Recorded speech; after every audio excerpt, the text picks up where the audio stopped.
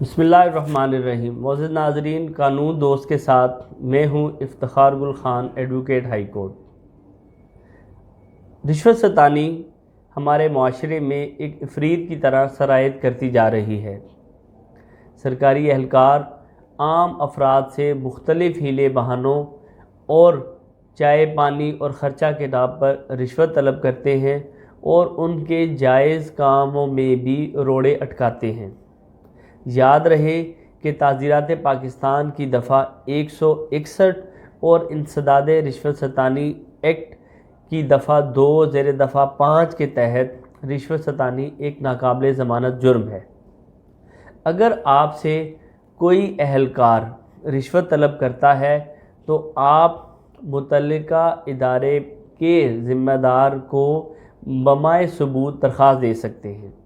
اگر یہ رشوت طلب کرنے والا کوئی پولیس اہلکار ہو اور آپ سے سڑک کنارے یا کسی جگہ پر رشوت طلب کرتا ہے تو آپ اس کی ویڈیو بھی بنا سکتے ہیں۔ اگر ایسا ممکن نہ ہو تو آپ اس پولیس اہلکار کے متعلقہ آفیسر کو درخواست دے سکتے ہیں۔ یاد رہے کہ متعلقہ آفیسر اس درخواست پر عمل کرنے کا پابند ہے۔ اگر آپ سمجھتے ہیں کہ آپ کی درخواست پر آپ کی دادرسی نہ ہوئی تو آپ متعلقہ ڈی جی اینٹی کرپشن کے آفس میں بھی اپنی درخواست جمع کرا سکتے ہیں۔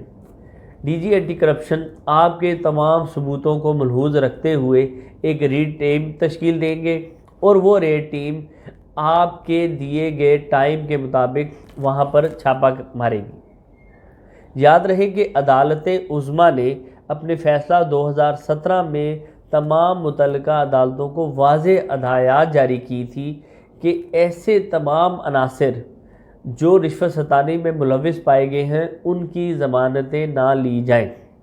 یاد رہے کہ سال 2017 میں اسسٹنٹ کمشنر جو کہ رشوت ستانی رنگے ہاتھوں گرفتار ہوا تھا، اس کی ضمانت بھی محض اس لیے خارج کر دی گئی کہ اس نے اپنے عہدے کا ناجائز استعمال کیا تھا۔ معزز ناظرین، رشوت ستانی کا خاتمہ تب ہی ممکن ہے جب ہم اس کے آگے ایک سیسہ پلائی دیوار بنیں گے اور ان لوگوں کے خلاف بھرپور کارروائی اور متعلقہ محکموں میں ان کے خلاف شکایات کریں گے۔ یہ تب ہی ممکن ہے جب متعلقہ ادارے ان کے خلاف کارروائی کریں گے اور پھر ایسے رشوت خور عناصر عدالتوں سے بھی اپنے لیے ریلیف نہ لے سکیں گے۔